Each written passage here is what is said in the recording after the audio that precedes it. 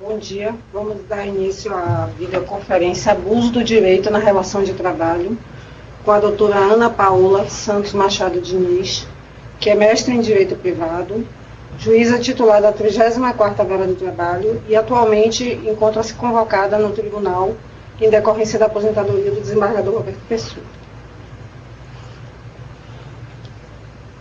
Bom dia a todos. Mais uma vez é um prazer participar aqui do trabalho da Escola Judicial na videoconferência. Então, saúdo a todos os presentes aqui em Salvador e a todos aqueles que estão presentes nas distintas varas aí do interior do estado da Bahia, né? O tema, conforme foi dito, é abuso do direito na relação de trabalho, que tem intrínseca relação, né, com a temática responsabilidade civil, né? E eu pretendo fazer uma abordagem explicitando os elementos caracterizadores do abuso do direito enquanto ilícito, ilícito objetivo na relação de trabalho, as consequências advindas do abuso do direito no curso de um contrato de trabalho, na fase pré-contratual e após a extinção do contrato de trabalho, principalmente tratando dos efeitos que não se limitam apenas aos efeitos indenizatórios, fazendo também uma demonstração com exemplos colhidos tanto da doutrina quanto da jurisprudência a respeito das distintas manifestações do abuso do direito no contrato de trabalho à luz da realidade do mundo contemporâneo. Certo? É importante também explicitar a diferença do abuso do direito enquanto ilícito objetivo do ilícito subjetivo e manifestar algumas hipóteses específicas de abuso do direito que já são estudadas pela doutrina e que recebe uma nomenclatura própria, a exemplo, né, do venire contra facto próprio, do tucov, da suppressio e da surrexio, que são nada mais do que manifestações do abuso do direito. Pois bem, quando a gente fala em abuso do direito, é importante focar a atenção no conceito de ilicitude. E o primeiro aspecto importante quando se trata de ilicitude é fazer a desvinculação do conceito de ilicitude com o conceito de dever de indenizar, ou, mais comumente chamado, com a noção de responsabilidade civil, né, compreendida aí como dever de indenizar danos morais ou danos materiais. Por que isso?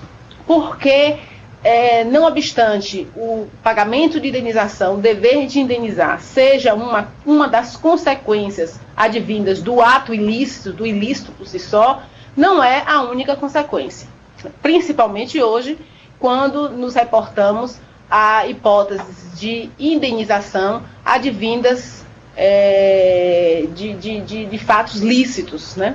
Vamos nos remeter principalmente às situações, por exemplo, ligadas ao estado de necessidade. Lá nos primeiros anos da faculdade de Direito, quando estudávamos o ato jurídico, o fato jurídico, nós aprendemos algumas excludentes da ilicitude, né? E entre essas excludentes da ilicitude, nós temos o estado de necessidade, assim como temos a legítima defesa e o exercício regular do direito. Mas nós sabemos também que, não obstante esteja excluída a ilicitude, quando a prática de um ato que causa dano a outrem, com o objetivo de desviar de uma situação de urgência, de uma situação de necessidade iminente, né, essa exclusão da ilicitude não desobriga o dever de indenizar. Então, aquele que causa dano a outrem, dano este praticado, ainda que em estado de necessidade, ele é obrigado a reparar o dano. Não obstante, ele tenha também o direito de regresso com relação ao causador do estado de necessidade, certo? Esse direito de regresso não exclui a sua obrigação em relação ao lesado, aquele que foi atingido pelo fato ou ato praticado no estado de necessidade, do seu direito à indenização. Então, figuremos o exemplo de uma pessoa que, para se desviar de um veículo que está vindo na contramão de direção, né, e evitar um dano maior à sua pessoa, à pessoa dos passageiros do veículo que está conduzindo, ele desvia e derruba um muro, ou derruba uma casa, ou atinge um outro veículo estacionado na lateral. Então, é uma legítima situação de exclusão da ilicitude, mas o dano material foi causado, né, ao dono da casa, né, no muro ou ao dono do veículo que estava estacionado, e esse lesado tem direito à indenização. Só que essa indenização, ela tem como suposto fático não o ato ilícito, mas sim o ato lícito, porque o estado de necessidade exclui a ilicitude. Então, nós temos aí uma situação em que temos o dever de indenizar, em que nós temos a aplicação dos pressupostos definidores da responsabilidade civil, né? Mas nós não temos o ato ilícito. Né? Outro exemplo nós temos no parágrafo único do artigo 927, que trata da responsabilidade objetiva. Então, na responsabilidade objetiva, como nós não temos culpa ou dolo como elemento qualificador da conduta do sujeito, essa conduta pode ser, e necessariamente é uma conduta lícita, mas uma conduta que, não obstante lícita, expõe alguém a uma situação de perigo, né? E, em razão disso, se um dano for causado, seja-se dano material, seja-se dano moral, haverá o dever de indenizar. Então, esses elementos, dever de indenizar, advindo do ato ou fato lícito, e a responsabilidade objetiva, estão incorporados no nosso sistema jurídico, né, no Código Civil, no artigo 927, no artigo 188, inciso 2 do Código Civil, e demonstram com perfeição que não é mais possível fazermos uma associação entre a noção de ilicitude e a noção do dever de indenizar, certo? E se não é mais possível fazer essa associação entre licitude e dever de indenizar, e se compreendemos o dever de indenizar como apenas uma das consequências advindas da ilicitude, a primeira reflexão que eu vos convido a fazer é quais seriam, portanto, as outras consequências que adviriam do ato ou fato ilícito. E segunda reflexão, o que seria necessariamente esse ato ilícito ou que o Código Civil, nosso sistema doutrinário, concebe como ilicitude, né? Então, para a primeira reflexão, que é quais as consequências advindas do ilícito, nós temos a primeira, que é esse efeito indenizante, que já lhes falei, que está no artigo 927. O artigo 927 do Código Civil, ele diz expressamente: aquele que, por ato ilícito, causar dano a outrem, fica obrigado a reparar. No parágrafo 1º, ele trata da obrigação de reparar o dano, independentemente de culpa, dos casos especificados em lei ou quando a atividade normalmente desenvolvida pelo autor do dano implicar, por sua natureza, risco para os direitos de outrem. Então, aí, ele deixa de modo muito claro esse primeiro efeito, que é o efeito mais perceptível, né, por todos nós. Mas não é o único, e nós podemos nos reportar distintos outros exemplos de efeitos advindos dessa ilicitude. O primeiro deles é o efeito caducificante. O que significa efeito caducificante? É aquele em que há uma suspensão de direitos, ações, exceções ou pretensões por parte do sujeito. O melhor exemplo desse efeito caducificante diz respeito à perda ou à suspensão do poder familiar. Então, nós sabemos que o poder familiar, ele implica em assunção por parte do pai ou da mãe de uma série de deveres em relação aos seus filhos. Deveres esses que estão ligados tanto ao amparo material quanto ao amparo intelectual.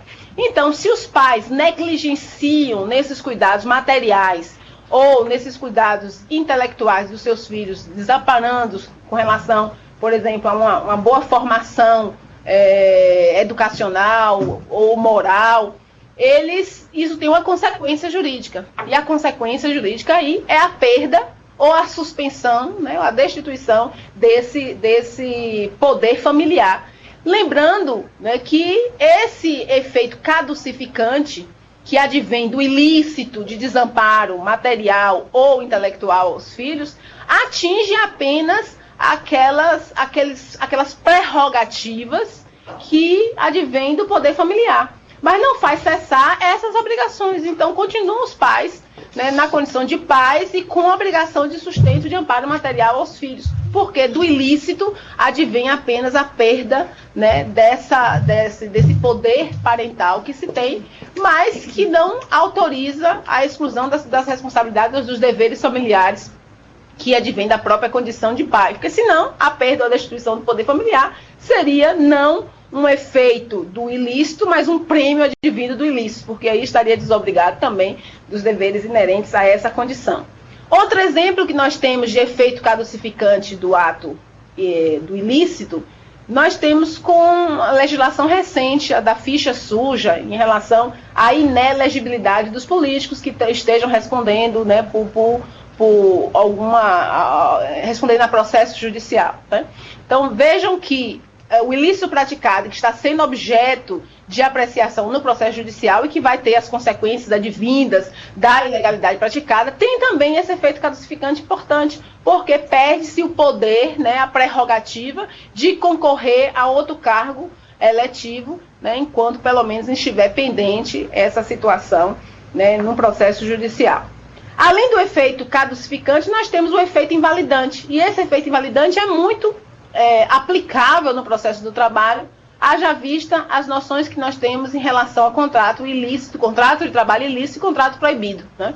No caso do contrato ilícito, quando o objeto da prestação laboral é ilícito por sua própria natureza, alguém contrata uma pessoa para atividade de prostituição ou para distribuição de drogas, né, inserida numa rede de tráfico de drogas, é óbvio que esse contrato é ilícito pela própria natureza, né? Então, a essa prática do ato ilícito, o efeito advindo necessariamente em relação ao contrato de trabalho será efeito invalidante. O contrato não vale, não produz efeitos, o empregado não tem direito a nenhuma verba e é óbvio que disso aí advém consequências penais, mas no que diz respeito ao contrato de trabalho por sua própria natureza, a consequência do desvio de conduta, né, da violação, a consequência da antijuridicidade é a invalidação do próprio contrato.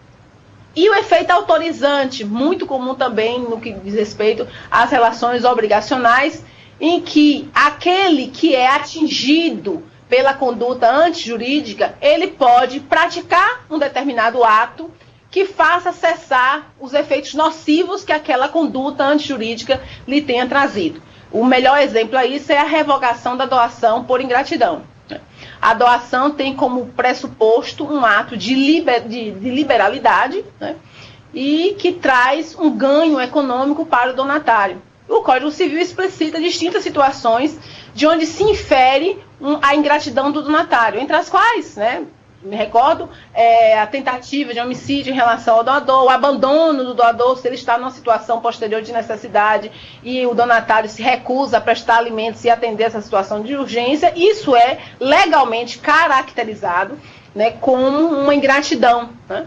E o que o popular, como a gente fala, a ingratidão tira a afeição, né? No caso concreto aqui do contrato de doação, a ingratidão, né, pode autorizar que aquele que fez a doação, o doador, né, pratique um ato que implique na revogação daquela liberalidade. Então, ele se sentiu prejudicado com aquela conduta que é caracterizada pelo ordenamento jurídico como antijurídica, porque esse padrão de reconhecimento da liberalidade, ele é recepcionado, não é mais apenas o padrão valorativo moral, mas ele é recepcionado pela legislação, e se ele é recepcionado pela legislação, aquela conduta antijurídica acaba autorizando não um dever de indenizar, né, mas simplesmente a prática de um ato por parte do doador, né, desautorizando, desfazendo, revogando aquela doação, que nada mais é também do que um efeito do ato ilícito, certo?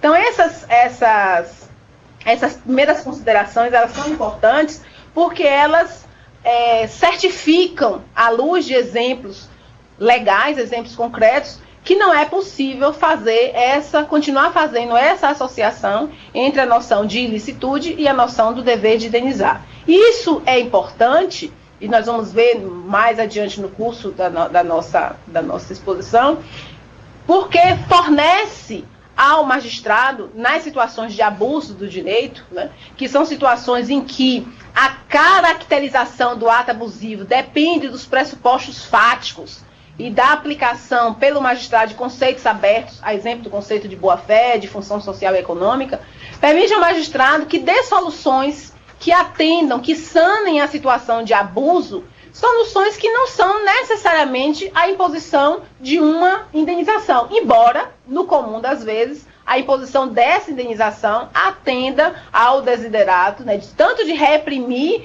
a reiteração da conduta abusiva, como também o desiderato de recompor aquele que foi ofendido, que foi prejudicado pelo ato abusivo, ao seu status quo ante, principalmente se estivermos falando de abuso praticado e que vulnere direitos da personalidade, que nós temos aquela noção do dano moral como elemento tanto de compensação quanto elemento de repressão à ilicitude, mas nós vamos ver isso com mais vagar mais adiante.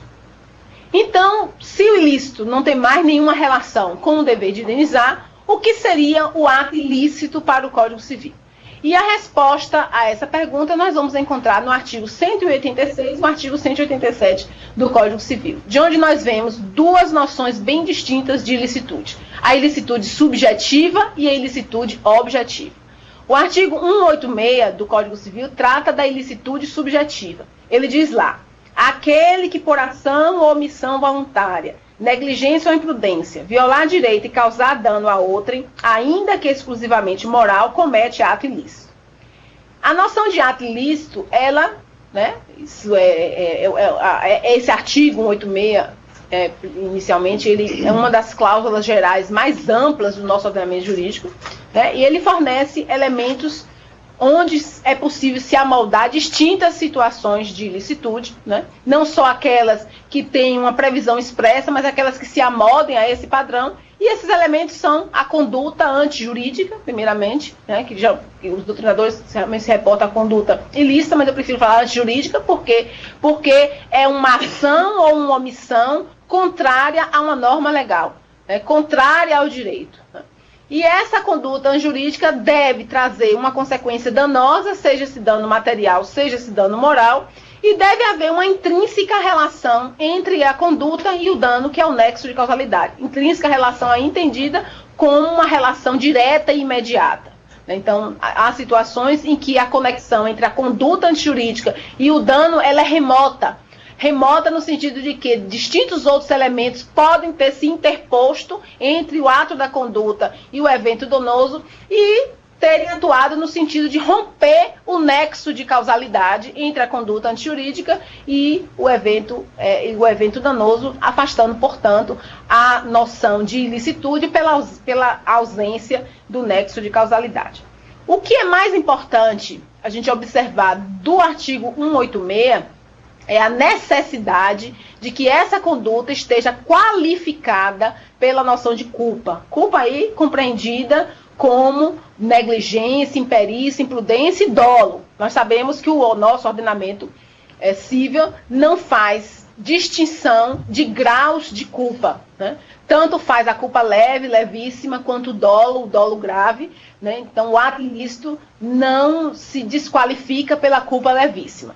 O que nós podemos utilizar esses padrões de valoração da culpa, do dolo, é para a aferição do dever de indenizar, principalmente nas situações de dano moral, ou quando há um descompasso, o Código autoriza isso textualmente, quando há um grande descompasso entre o dano e a culpa, que há uma cláusula geral que permite ao magistrado fazer a dosagem do dever de reparar em consonância com o grau dessa culpa.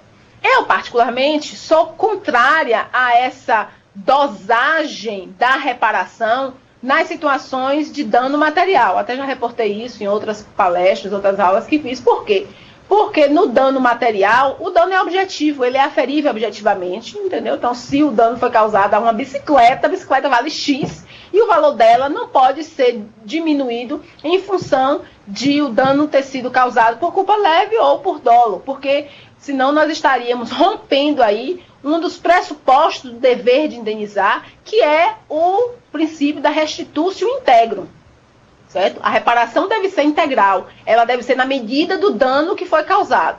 Se a aferição dos graus de culpabilidade pudessem determinar uma redução dessa reparação, nós estaríamos rompendo esse paradigma, digamos assim, esse princípio, essa base da reparação material. Na reparação moral, não, né? Por que não? Porque a mensuração do dano aí é subjetiva, na medida em que o juiz vai aferir a intensidade da culpa, o juiz vai aferir a possibilidade do dano se propagar para o futuro, a condição econômica do lesado, a condição econômica do ofendido e, principalmente, ele pode mensurar a indenização em relação à necessidade de que aquela conduta seja sancionada, ou, melhor dizendo, de que aquela conduta não se reitere em situações futuras, né? Então, esse caráter sancionador do dano moral pode ser utilizado para agravar uma condenação em dano moral quando o lesado reitera essa conduta ou o ato tem uma gravidade que se manifesta à sociedade, né? Ou ele pode também utilizar para reduzir uma indenização quando percebe que o dano foi causado, mas que não houve um dolo, não houve uma intencionalidade, ou que a culpa realmente foi mínima, apesar do dano ter sido efetivamente causado. Quando nós falamos, entretanto, do ilícito objetivo, e aí nós nos reportamos ao artigo 187 do Código Civil, nós não estamos mais na seara da aferição de culpabilidade. Não há espaço, por isso que denominamos a esse ato ilícito de ilícito objetivo, porque o artigo 187, em nenhum momento, ele se reporta a necessidade de aferir a intencionalidade do agente em relação ao resultado danoso que tenha sido produzido por sua conduta. O artigo 187 fala: também comete ato ilícito o titular de um direito que, ao exercê-lo, excede manifestamente os limites impostos pelo seu fim econômico ou social, pela boa-fé ou pelos bons costumes. A primeira reflexão é: o artigo 187 trata de ato ilícito? Trata. E isso me parece que não, embora já tenha havido sérias discussões na doutrina e na jurisprudência com relação a esse aspecto, isso hoje não me parece mais possível de discussão, porque é de lei diferente, tá lá, a lei regula especialmente a situação. Fala que, começa o artigo dizendo, também comete ato ilícito. Então, aquele que, embora esteja no exercício regular de um direito, esteja no exercício de um direito subjetivo, de um direito da personalidade, de um direito potestativo. Mas se no exercício dessa sua posição jurídica ativa, ele venha a causar dano a outrem, ou melhor ainda, ele venha a exceder a função, a intenção pela qual aquele direito ou aquela prerrogativa lhe foi conferida, ele está praticando um ato ilícito. E note que o dispositivo não fala, também comete ato ilícito o titular de um direito que, por negligência, imprudência ou por culpa, ao exercê-lo, excede manifestamente os limites impostos. Não, ele fala simplesmente na situação objetiva de excesso no exercício do direito subjetivo, de excesso no exercício dessa posição jurídica ativa, certo? E isso é importante porque nos remete, primeiro, há uma situação em que, se o efeito advindo do abuso do direito permitir uma fixação de uma indenização, não se vai aferir no abuso do direito culpabilidade. Porque senão nós estaríamos aplicando ao artigo 187 pressupostos, premissas que estão no ilícito subjetivo do artigo 186. E não haveria razão para o ordenamento jurídico dispor em dois artigos distintos, né? E se nós tivéssemos que aplicar ao abuso do direito também a premissa da culpabilidade, da conduta, né, excessiva, mas culposa. Essa intencionalidade não prevalece mais. Então, as discussões que havia no passado com relação à natureza jurídica do abuso do direito, se ilícito ou não, me parecem hoje, na luz do nosso ordenamento jurídico, superadas, porque houve uma opção legislativa por categorizá-lo como um ilícito, embora desvinculando a noção de ilícito da noção de culpabilidade. Então, a teoria que foi agasalhada pelo nosso ordenamento jurídico para a definição do abuso do direito é a teoria objetiva finalística, porque essa teoria ela concebe que o direito subjetivo é um direito-função. Ele tem uma função a cumprir. Então, há padrões axiológicos valorativos que circundam esse direito e que justificam a concessão dessa prerrogativa, dessa posição jurídica ativa ao sujeito, né? E que se o sujeito exerce o direito, exerce essa posição ativa, exerce essa prerrogativa, mas em detrimento desse conteúdo moral, desse conteúdo axiológico, dessa finalidade para o qual o direito foi concebido na nossa ordem jurídica, ele comete excesso. E cometendo excesso, há o abuso do direito. E se desse abuso do direito advém, né, prejuízo a outrem, é preciso que essa situação cesse, se for possível a cessação da situação abusiva, ou, se os danos já foram concretizados, é preciso que eles sejam repostos, que eles sejam indenizados, né, ou que sejam preservados os interesses jurídicos daquele que foi atingido pela conduta lesiva. A origem histórica do abuso do direito está, e aí nós vemos em todos os nossos primeiros estudos do direito civil a respeito do abuso do direito, na teoria dos atos emulativos que vem do direito romano, né? E é por isso que há uma certa dificuldade na atualidade de se compreender, né, o abuso do direito, de se desvincular, pelo menos mentalmente, a situação de abuso do direito da situação de culpabilidade. Porque no nascedor o abuso do direito estava sim vinculado a uma intenção de prejudicar. Exercer o direito, mas não exercer o direito para tirar daquele direito uma vantagem, mas exercer o direito com o explícito objetivo de atazanar a vida do outro, de causar um prejuízo ao outro. Então, a teoria dos atos emulativos, ela caracterizava o abuso do direito a partir dessa perspectiva. E nós temos alguns exemplos que são clássicos, né? São históricos. O primeiro deles, que é um caso francês, identificado como o caso Clément Bayard, em que o dono de uma propriedade vizinha a um campo de pouso de dirigíveis resolveu edificar na sua propriedade torres altíssimas com lanças de ferro na ponta, né, lanças enormes na ponta dessas torres, né? Que comumente eu lembro o professor Luciano Martinez falando sobre esse exemplo, ele falou que eram torres com espetos. Eu achei muito, muito bonitinho, mas na verdade era isso.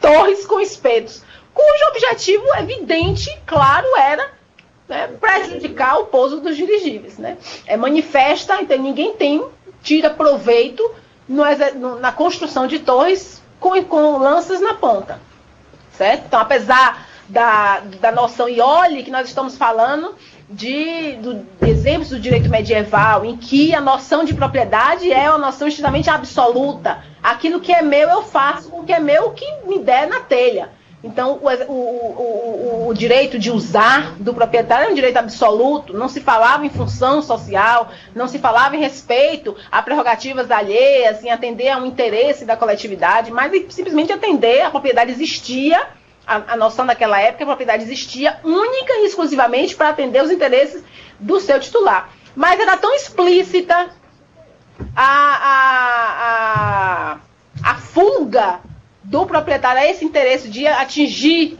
né, a sua posição jurídica, que o tribunal francês reconheceu como uma situação de abuso do direito por conta da intencionalidade prejudicial aos interesses de outro. E o segundo exemplo, esse é do direito alemão, se refere a um caso, um litígio entre um pai e um filho, e o pai, para superar as constantes desavenças havidas com o filho, ele decidiu proibir o filho de entrar no imóvel, entrar na fazenda, né? E esse filho entrou na justiça contra o pai, arguindo que o pai não tinha, apesar de proprietário da fazenda, não tinha o direito de impedi-lo de entrar na fazenda, porque o túmulo da sua mãe estava lá, na fazenda. E ele tinha o interesse de visitar o túmulo da mãe. E esse direito lhe foi reconhecido, né? Não obstante a situação conflituosa à vida, mas o exercício daquele legítimo direito de impedir a entrada, também direito de propriedade, também direito absoluto, estava sendo utilizado única e exclusivamente com o intento de evitar o exercício de um direito legítimo por parte de outro. Então, essa noção de ato emulativo ficou muito presa à noção do abuso do direito. E se nós nos reportarmos à situação atual, percebam como nós vivemos décadas num sistema jurídico em que definia a responsabilidade civil predominantemente a partir da noção de ilícito subjetivo. E nós estamos muito presos à noção de culpa. E é uma noção que não é só jurídica, é uma noção que é valorativa nossa, moral, inclusive religiosa. Se você não cumpre os mandamentos divinos, você pode ser castigado. Então, nós somos criados em criança, né, a honrar pai e mãe, ir à missa, nas datas festivas, né, a não matar, não roubar, porque isso é pecado. E sendo pecado, se você fizer isso, você vai ser castigado. Note a noção de culpa. A criança, quando pratica uma malcriação, ela merecia receber uma palmadinha. A palmadinha é uma sanção dada a um comportamento desviado daquele comportamento esperado pelos genitores. Então, essa noção de culpa é presa à nossa cultura e é difícil se desvincular dela. Então, você imaginar uma situação em que um sujeito está no exercício de um direito e ele possa responder pelo prejuízo que ele causa, embora ele esteja no exercício do direito, independente da aferição do intento malicioso dele, é uma reflexão difícil se nós ficarmos presos a esses elementos, né, que faziam parte da nossa estrutura do direito anterior e que hoje não são mais realidade. Porque hoje, se nós formos analisar o Código Civil, nós vemos que as situações de dever de indenizar, de aferição de responsabilidade civil desvinculada da culpa, talvez sejam as situações recorrentes sejam mais expressivas do que as situações de responsabilidade por culpa. Haja vista a cláusula geral do parágrafo 1 do artigo 927 e na própria nossa realidade do mundo laboral, né, façamos uma reflexão de como, né, há uma ampliação desse dever de indenizar a partir do simples desenvolvimento pelo empregador de uma atividade de risco, né, risco intrínseco nessa própria atividade e com suscetibilidade de causar dano ao empregado. Então, não é... como o artigo 927, o 187, ele é claro com relação a essa desvinculação da culpa, me parece que está realmente no passado essa doutrina dos atos emulativos, assim como a doutrina da exceptio dolis, que também, após o fundamento do ato emulativo, foi uma doutrina que foi utilizada para justificar abuso do direito. Na exceptio dolis, na exceção de dolo, geralmente aquele que é acionado utiliza como elemento de defesa, né, a culpabilidade daquele que praticou o ato. A gente pode reportar isso aqui para um exemplo para o mundo do trabalho. Figuremos a situação em que uma empresa cessa suas atividades econômicas e despede os empregados. E o gerente chama uns 2 ou 3 empregados e diz assim: olha, eu estou cessando aqui tudo, vou pagar suas verbas direitinho e tal, fazer um acordo com você, mas eu vou abrir uma outra empresa. E está certo que quando eu abrir essa outra empresa, eu vou dar preferência a vocês para contratar, gostei muito do serviço, etc, etc, etc. Passados 2 anos, passam 2 anos, aliás, se não se faz a abertura dessa empresa. E os empregados ficam naquela expectativa para serem recontratados, e isso não acontece.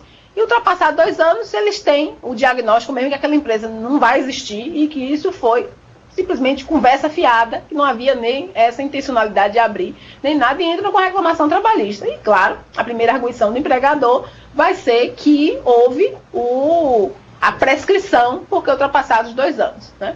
Então, havendo demonstração dessa intenção maliciosa do empregador, que já omitiu, não tinha intenção nenhuma de abrir outra empresa, aquilo ali foi conversa fiada para poder enganar os empregados, esses poderiam usar como argumento de defesa contra a arguição da prescrição da exceptio dolis. Né?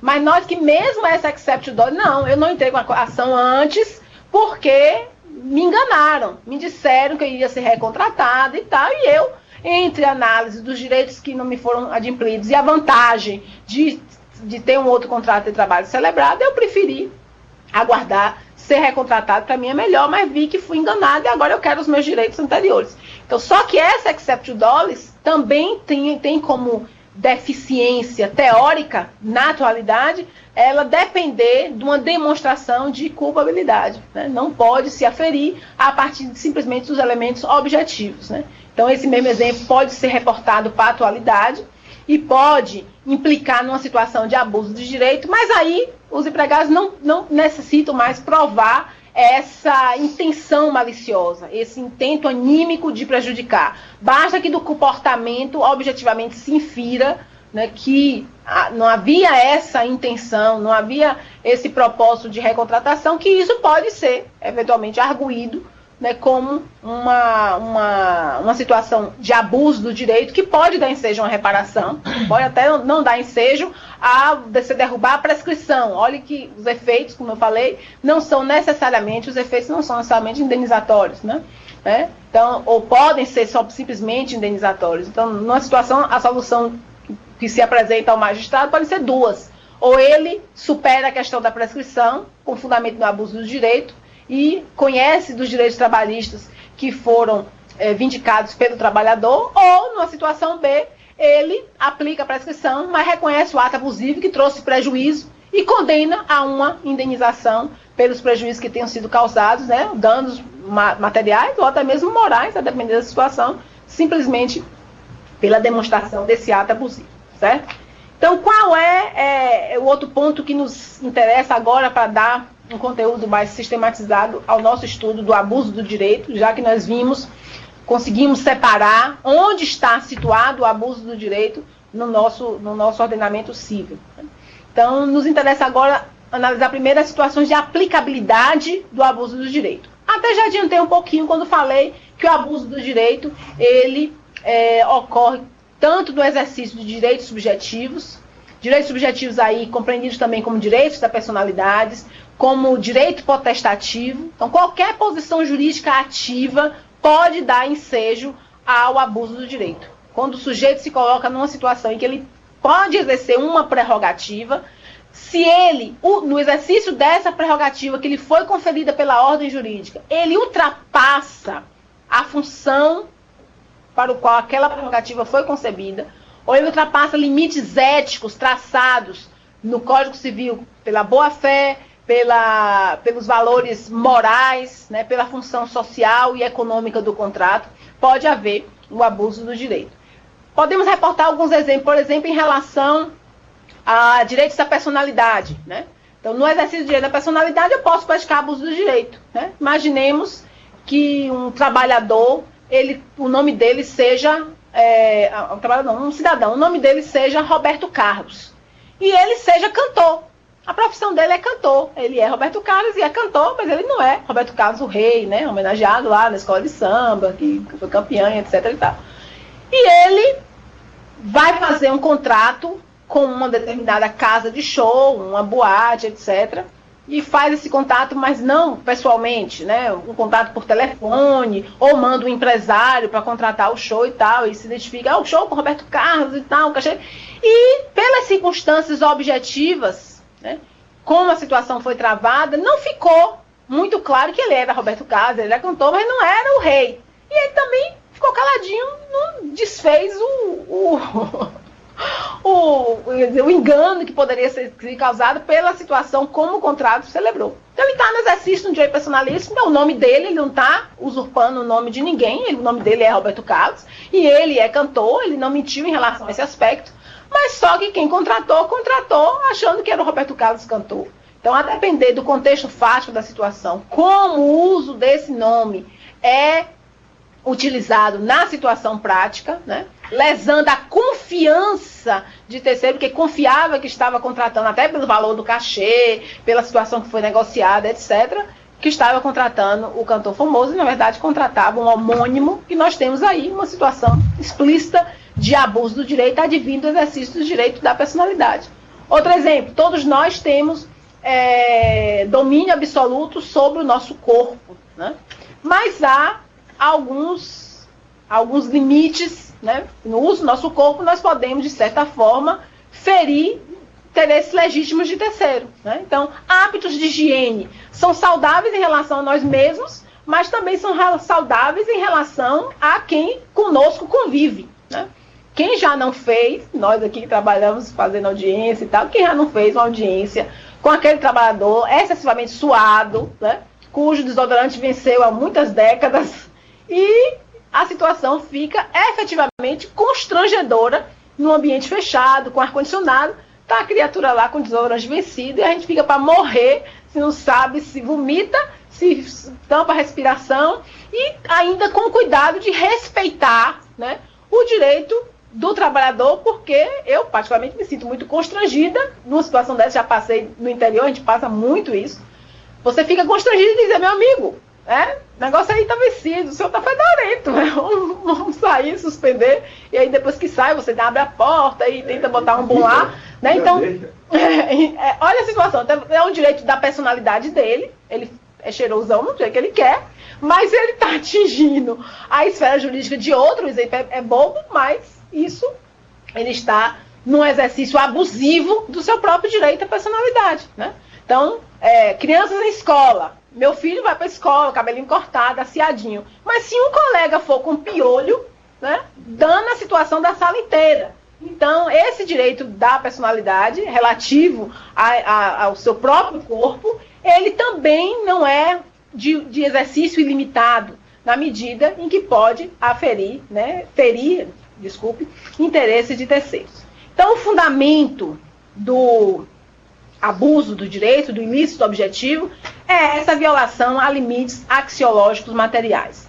E quais são esses limites axiológicos materiais? Estão lá eles no artigo 187, né, que fala do fim econômico e social, dos bons costumes e da boa-fé.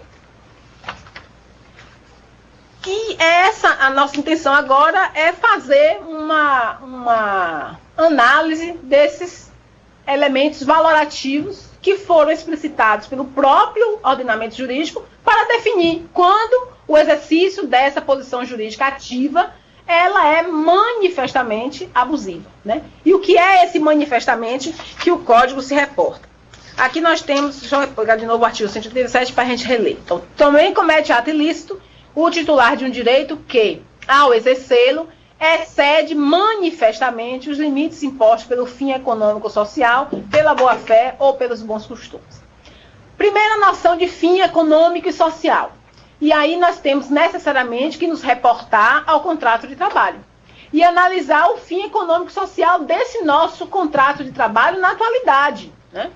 Nós sabemos que o Código Civil ele é muito claro quando ele conceitua o contrato a partir da sua função social. O contrato não é mais um ajuste de vontade entre as partes, simplesmente, né? Ele é um ajuste de vontade entre as partes que têm de cumprir uma função social. E a função social do contrato, ela é um elemento conceitual do próprio contrato.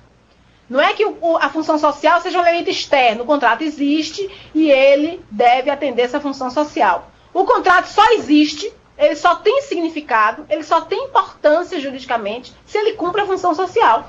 E é preciso que a gente vislumbre qual a função econômica e social desse nosso contrato de trabalho, né? Então, se você for observar, você tem dois elementos importantes que são igualmente valorizados pela Constituição Federal no artigo 1º, que são o valor social do trabalho e a livre iniciativa. Certo? Então, na velha luta entre capital e trabalho, os dois elementos são igualmente importantes e são postos como elementos edificantes do nosso Estado democrático de direito, intrinsecamente ligados também ao princípio da dignidade da pessoa humana. No artigo 170 nós temos, da Constituição Federal, nós temos nova referência também ao valor da livre iniciativa e ao valor social do trabalho.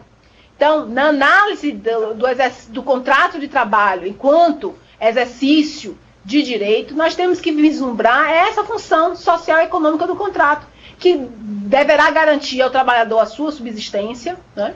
E subsistência não é apenas a única função a ser cumprida no contrato de trabalho. Não existe contrato de trabalho em que o empregado se coloca numa posição de sujeição total ao empregador. Essa sujeição é apenas do trabalho que é disponibilizado para atender a uma função econômica da empresa, mas respeitando a condição de cidadania do empregado. Então, o contrato de trabalho vai garantir a subsistência do trabalhador, mas deve garantir também a preservação da sua condição de homem, sua condição de cidadania, a sua condição de saúde, os seus direitos da personalidade, né? O seu direito ao descanso, o seu direito ao lazer, que são elementos que compõem o homem como um todo. E esse homem é o homem que trabalha, ele não é simplesmente trabalhador, ele é um sujeito investido em direitos, e direitos que não se perdem quando ele entra na porta da empresa. Eu lembro que nas primeiras leads que analisava, ainda estava em Tabuna, analisava em relação a revistas íntimas realizadas pelas empresas, já tem algumas décadas, né, nos primeiros casos, eu fazia muito essa reflexão, né, e pensava, né, fazia muito, peguei muitos casos relacionados a revistas íntimas em indústrias têxteis, e que fabricavam meias, calcinhas, sutiãs, etc. E fazia nas primeiras análises que fazia a respeito da matéria, eu gostava de fazer uma comparação relacionada à situação do sujeito, da trabalhadora, enquanto operadora de uma fábrica que fabrica calcinhas e sutiãs, e ela enquanto consumidora numa lojinha dessa de magazine qualquer, né? Então você pode entrar numa loja de magazine qualquer e escolher calcinha, sutiã e tal, etc. E você sai e entra se apitar uma maquinazinha daquela, né, tal. E você sai e entra, lojas de miudezas, tantas vezes nós, enquanto consumidores, entramos em lojas de miudeza, pegamos miudezas, estamos lá com nossas bolsas. Hoje os mercados, as lojas não tem mais nem aqueles guardas-volumes, né? Antigamente havia guarda-volume que você não podia entrar. Eu lembro, eu era criança, a gente não podia entrar no mercado com bolsa. Tinha um guarda-volume e então havia uma predisposição da empresa que quem entra com bolsa pode subtrair produtos, e hoje isso não há em relação ao consumidor. O consumidor entra com sua bolsa normal, poucos são os mercados que ainda fazem aquele lacre, mas na maior parte das vezes você entra com sua bolsa, você vai, mexe, toca o celular, você abre a bolsa, atende o celular, e não chega um segurança para ficar do seu lado para ver se você, naquela aberturazinha da bolsa para pegar o celular, se você não vai botar uns biscoitinhos ali dentro, se você não vai botar uma lata de sardinha, sei lá, ou algo, né, que seja facilmente subtraído no mercado, por exemplo, vai colocar né? E isso é uma garantia que nós temos enquanto cidadãos e que não deve se perder porque está na condição de empregado numa indústria, numa fábrica, num supermercado. Pelo menos não com tanta facilidade, não tem tantos cuidados, porque também a gente compreende, né, vamos ver, valores sociais e econômicos do contrato, que também há necessidade de preservar a continuidade da empresa. E que essa preservação da continuidade pode estar comprometida se houver uma facilidade de subtração dos produtos da linha de produção com tanta facilidade. Então, o exemplo que coloco é apenas para a gente analisar que esse contrato de trabalho, a que nos reportamos na atualidade, né, pelo menos após a Constituição de 88, é um contrato de trabalho em que a hipossuficiência do trabalhador não deve ser vista apenas sob o ponto de vista econômico, né? Que esse trabalhador é cidadão investido em direitos da personalidade que não se perdem em razão da celebração do contrato de trabalho, né? E também, né, aí disse, o artigo 1º garante também a livre iniciativa. Esse contrato de trabalho também se destina a ser um elemento de contribuição para que a empresa atinja a sua finalidade econômica, qual é ter lucro, continuar produzindo e etc. Então, na análise do exercício de posição justificativa no contrato de trabalho, seja essa posição justificativa do empregado, seja essa posição do empregador, é preciso não desconsiderarmos esse elemento da função social e econômica do contrato como elemento importante para a aferição de quando o ato é abusivo por parte do empregado e quando o ato é abusivo também por parte do empregador, porque, convenhamos, não há atos abusivos apenas praticados por parte do empregador. Nós temos também situações de abuso praticadas pelo empregado e que comprometem essa função socioeconômica do contrato. Vou colocar um pequeno exemplo que acontece diariamente, já aconteceu inclusive até comigo em casa com empregada doméstica. Eu lembro que lá em Itabuna, os meninos eram pequenos, eu tinha duas empregadas. Teve uma senhora muito boa, ela deixou de ser minha empregada depois que eu saí de lá, mudei para Salvador. Ela já estava comigo já há uns 15 anos. Os meninos, pegou os meninos pequenos lá, só que ela não era a empregada do dia a dia, né? Ela ia fazer faxina, e passar roupa, essas coisas assim, que era uma senhora um pouco limitada e tal, não sei o quê, mas é uma pessoa boníssima. Então era aquele quebra-galho da semana. E ela acompanhou várias outras secretárias que entravam e saíam, porque a gente tem isso, né? Às vezes fica um tempo, 2 anos, 3, né? E vai saindo. E tantas vezes, quando a empregada que passava 2 anos, 1 mês, sei lá, 3 anos, saía, depois que a criatura saía, ela ia me dizer as coisas que a outra fazia. Olha, fulaninha, foi bom se ela ter colocado pra fora, porque fulaninha, ela toda semana levava um bocado de coisa, botava, fazia feira e tal, não sei o que, enchia, botava e tal. Aí eu dizia assim, mas dona Vaninha, agora a senhora tá me dizendo isso, né? Então o exemplo é bobo, né?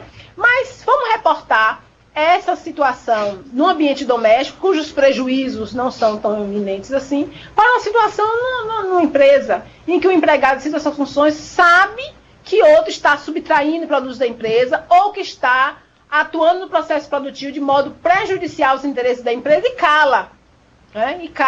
Né? Então, há um pouco de vulneração a essa lealdade e que pode comprometer a própria função, né, do contrato e pode, a depender das circunstâncias da relação de trabalho, pode configurar uma situação de abuso, né, por parte do próprio empregado ao trair esse elemento de confiança e que está intrinsecamente ligado ao próprio cumprimento pelo contrato da sua função econômica, né, do ponto de vista da empresa, que é a geração de riqueza. Certo? Esse fim econômico e social do contrato de trabalho também não pode ser analisado desvinculado dos princípios que são característicos da relação de trabalho, entre os quais a gente destaca o princípio da proteção, né?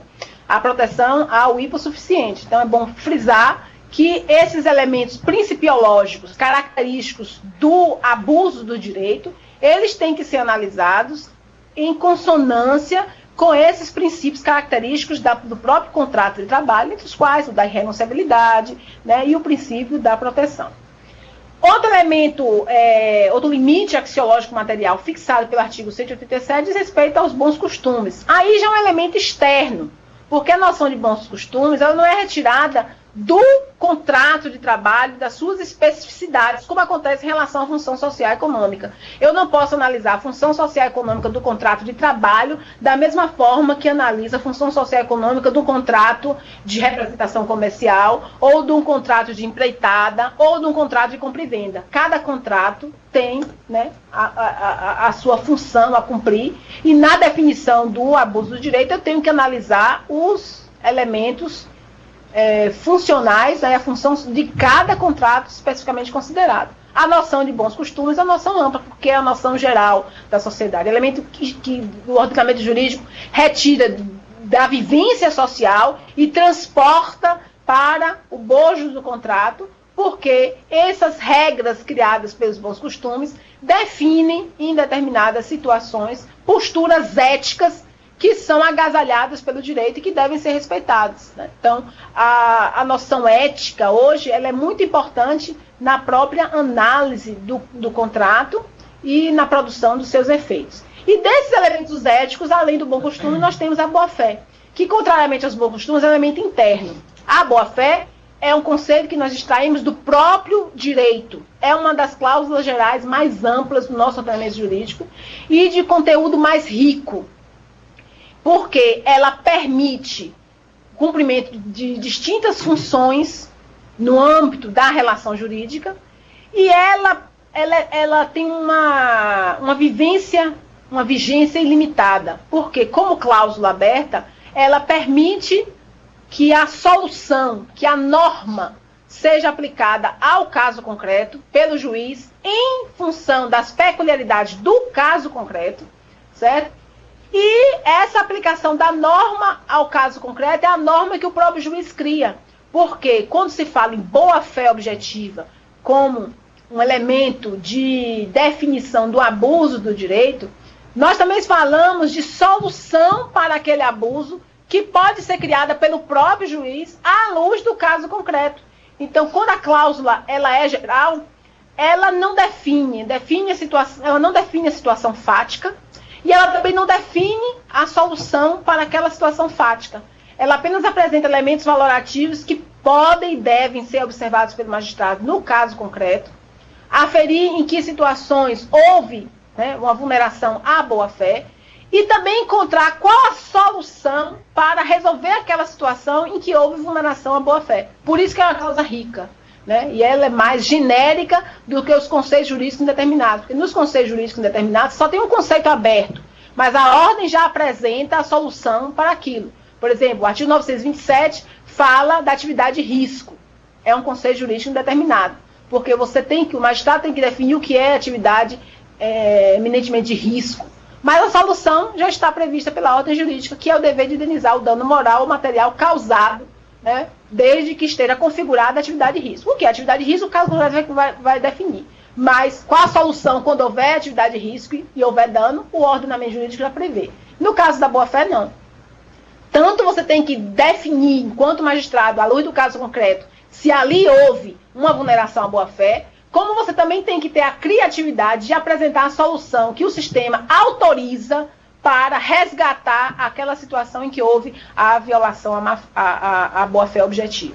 E no abuso do direito, no tema abuso do direito, é uma das situações em que mais se permite essa criatividade, digamos assim, do magistrado em apresentar a solução, né, para o caso concreto em que há o abuso do direito, e nós vamos refletir um pouco mais demoradamente a respeito desses elementos. Então, a primeira reflexão que a gente faz a respeito da boa-fé objetiva é que a boa-fé, ela advém de um comportamento exteriorizado pelo sujeito, e comportamento esse que, a depender das circunstâncias objetivas em que esse comportamento foi exteriorizado, pode despertar em outrem uma confiança em relação aos efeitos que são naturalmente advindos daquele comportamento que foi praticado, certo? E esses efeitos não precisam ser declarados por quem praticou o ato. Quem pratica o ato e quem está numa situação de sujeição àquele ato que foi praticado, infere daquelas circunstâncias que o resultado daquele ato é um. E, portanto, espera que aquele seja o resultado do ato que foi praticado. Quando há uma frustração, quando daquele comportamento não advém o resultado esperado, há uma quebra da confiança. E é a quebra da confiança que faz surgir, né, a noção de boa-fé. E boa-fé objetiva, porque independe da intenção do sujeito, do estado anímico daquele que praticou o ato com a intenção já de... Não. Então, independe da intenção do sujeito. Então, a noção de boa-fé subjetiva, que nós escolhemos aí no direito civil, por exemplo, de posse, né? Então, nós aprendemos lá, a posse pode ser de boa-fé, né? Se ela for de boa-fé, o prazo do usucapião diminui. Então, essa posse de boa-fé é uma posse subjetiva.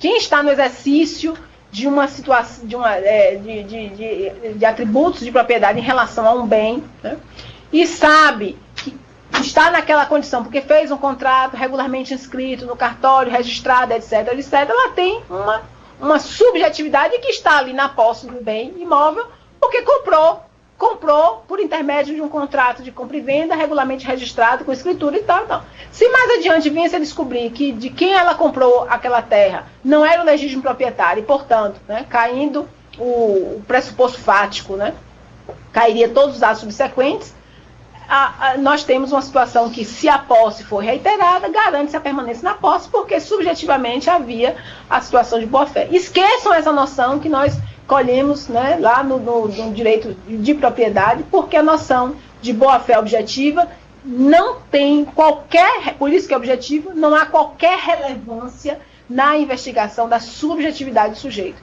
Porque o que vai definir se uma situação, se de um comportamento surge uma expectativa legítima de outra, e essa expectativa frustrada, né, tem que ser reparada, né, são as situações objetivas, são as situações concretas, e não o estado anímico, seja daquele que praticou o ato, seja o estado anímico daquele que foi prejudicado.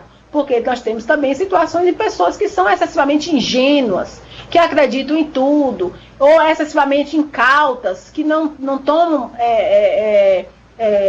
providências necessárias na prática dos seus atos negociais, não toma os menores cuidados. Compra um carro usado e sequer liga o carro e dá uma voltinha no quarteirão ou pede a um conhecido mecânico para dar uma olhadinha no estado em que o carro está. Cuidados mínimos e que no uso do carro você veria os efeitos que estão ali manifestos. Então, numa situação dessa, a pessoa não vai confiar, vai usar que está em perfeito estado, mas pelo menos se puder ter dado uma voltinha no carro para verificar, porque se tivesse ligado o carro tinha visto. Então, eu que estou vendendo não tenho culpa se você não ligou o carro. Então, não são essas as situações, né, que se trata nem do excessivamente incauto, nem daquele excessivamente malicioso, mas a situação do caso concreto é que irá definir objetivamente se há ou não boa-fé.